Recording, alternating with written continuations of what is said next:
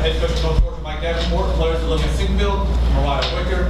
North Georgia beating Grand Valley Game 1, the championship series 7-3. This afternoon, coach, if you could begin with an opening statement. Yeah, I mean, it just, very proud of the kids for playing all 7 innings, and that's what it's going to take at this level. At this time of year with 2 teams left, fighting for a national championship, it's going to take all 7 innings, and it may take more. And just proud of them. We got down 2-0 in the first, and a couple uncharacteristic mistakes, but that's the nature of the beast. That's softball for you. And but for us to answer, they've had the big hit in the first inning to answer and tie it up. We just kept hanging around. Tybee absolutely grinded, was getting touched up a little bit there the first, second inning, then really settled in. Very proud of her for that. Able to pass the ball off to Sophie, and Sophie obviously got the big double play ball in the 6th inning to kind of settle us in a little bit, and it just handed over to these 2 offensively, and a good thing started to happen. I'll open for any questions. Devin Kupka, Nighthawk Sports Network and North Georgia Vanguard, and I'm going to open this up to you, all 3 of you guys. This is a best-of-3 series, and so with you guys taking Game 1, you guys are 1 win away from bringing North Georgia their 2nd national title. How does that feel for you guys right now? Well, I think it's the 3-game series is something we've done all year. You do it in conference play, and then you do it in regionals, and then super regionals. So we're accustomed to that. We know Grand Valley's extremely talented team. They're not going away, so we have to go out and win a game tomorrow. But it does feel good to have the first one under the belt and to be in the win column for sure. I think we enjoy this one tonight, and then we come ready to play tomorrow, knowing what's at stake. I think that we're prepared anyway. We've been preparing all year for this from the beginning, so I think that we'll be okay. And I have another question for you guys too. And I interviewed you a month ago, and you talked about how when you guys went out to Denver last year, that brought a lot of good experience. What did you learn from last year's postseason that you're taking into this year and saying, this is what we did last year, and then applying it kind of to this year, kind of fixing things around? Yeah, and kind of what I said before, going back 2 years ago, we lost 5 really important pieces to our program through graduation. And then last year, for us to be able to get to Denver and compete, win 2 ball games and get to the Final Four was huge for this group. And, they probably arrived a little bit quicker than we thought they would, but the last 30, 40 days of last season, they really improved, and they were a national championship contender back then. And for this year, they've settled in. And most of the players that are on the field for us, the top 10, 12 players right now, they've been there. So I think that plays a big part of it. They're very focused on what it takes, and this is a great stage to do it on. If as an athlete you have to have some nerves, but they've been there, so I think that plays into it for their favor. So there's something about this team and 2-out rallies. We've seen a lot of success from you guys this season, putting up 2 runs on the board. Putting up runs on the board with 2 outs. What do you think has been the main reason for that this season? Not just in today's game, but we've seen all season long. I think having each other's backs. We know that if one person can't get it done, or at least moves the runner 60 feet, then, or is it 60 feet? Yeah, 60 feet. Sorry. But we just know if someone moves the runner, then the person behind us is going to pick us up and get it done for us. And I think having that trust in one another and just being able to trust each other is the main thing. And you'll see it on the field. The second one of us gets out, we turn around and say, pick us up, you got it. So it's just having each other's backs.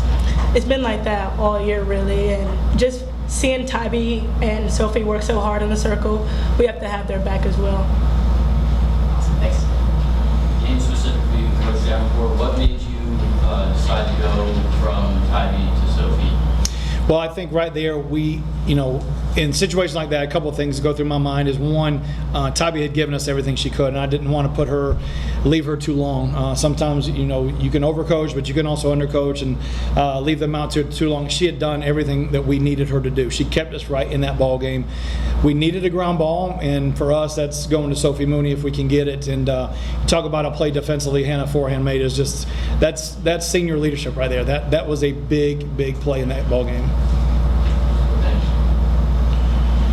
Olivia, I'll ask this one to you. Being the only really true senior on the team, what were your words? Obviously, Wicker's been here before too, but what were your words to the rest of your team? Like being really the true senior, how are you leading them through this, this battle?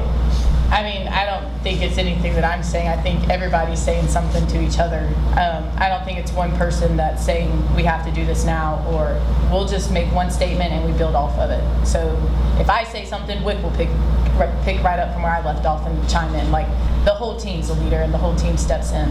And that's what I think makes this team so special. Justin. You should upside me to the microphone. Let me start with Coach Davenport.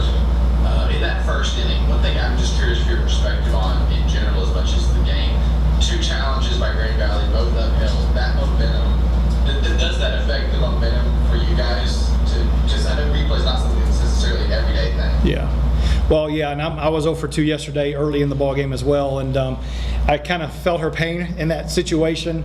Fortunately for us, we were able to get both those calls, in our favor, and yeah, it does. Because I mean, I would have challenged both of those plays as well, especially early in the ball game when obviously one play was at the plate, the other one I think was at first base, and you don't want, you feel the momentum and you just want to get the call right, but when you use them and they're gone, you just kind of feel empty-handed for the next 4 innings or 5 innings until we get to the 6th, and where the umpires can kind of step in and use their own discretion there. But yeah, but I'm glad we have it. I'm hoping we implement it a little bit more in Division II. But you have to have folks to run the cameras and things like that, which we understand. But at the end, you want the call right, and whether it goes our favor or the other way, you want the call right. For both players, in that first inning, whether it's 2-out hitting, whatever it is, you guys were really good at not playing into the momentum. Grand Valley goes up, and you guys respond right away.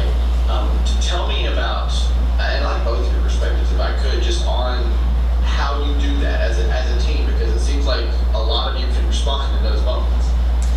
I think, like Coach Davenport said, we've had the experience the past 2 years going to Denver, and the years prior you have the nerves, and this year the difference is we embrace the nerves. And I think when something doesn't go our way, you look at the fans, what them cheering and the way it used to be, that would build the momentum to make you more nervous. And now we love looking at it, and it kind of fuels our fire, and it's exciting, and that's just the difference. We embrace it, and you can look across the whole team and see that we want to be in that position, and we want to make a difference, and we want to make the thing that we need to happen.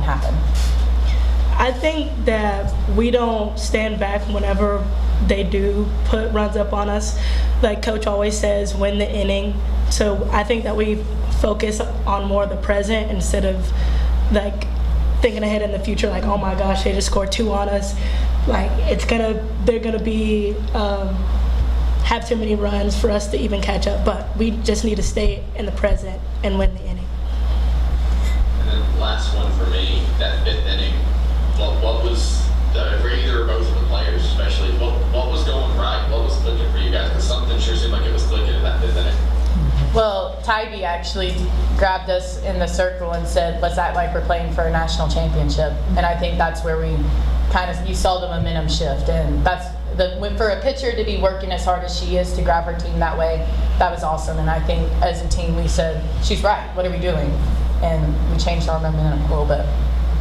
Well, I had been struggling with hitting all week, so I just looked at Sophie Mooney, who's doing awesome this whole tournament, and I was like, so what are you doing? Can you show me your swing again? And she really helped me out a lot. So, and I have a question for you, Mariah. You hit another big home run for North Georgia, and I was at the game about a month ago for the Peach Belt Conference Championship Game 1, where you hit a big home run in that game. How much of an added confidence boost does that give you, especially when you're hitting these big clutch plays in postseason? Well, it really feels awesome, and just thinking that I just completed a job for my team, it just feels good. And I have one final question for Mike. You can see the leadership on this team, as Olivia was talking about earlier, Tybee coming out and saying, hey, let's look like we're playing out for a national championship. How much does that, I wouldn't say affect the team, but how much of that leadership is much needed, especially for a team that is under that makes deep postseason runs? I think it's important. It's the old high school football adage: get old and stay old if you can. And with COVID, happening, it kind of set us back a little bit. Fortunately for us, we weathered through it. We kept winning ball games through it. And like I said, 2 years ago, we graduated 5 very talented young ladies.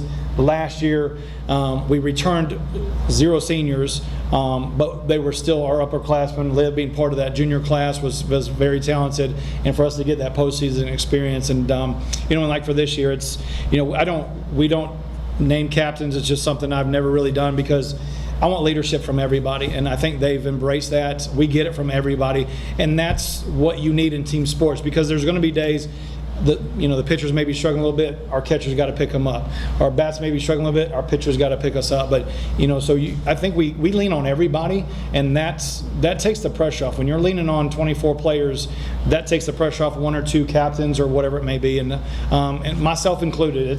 This is their team. Postseason, I just kind of kick back and watch them go after it and chase it. Thank you. Thank y'all. Thank you.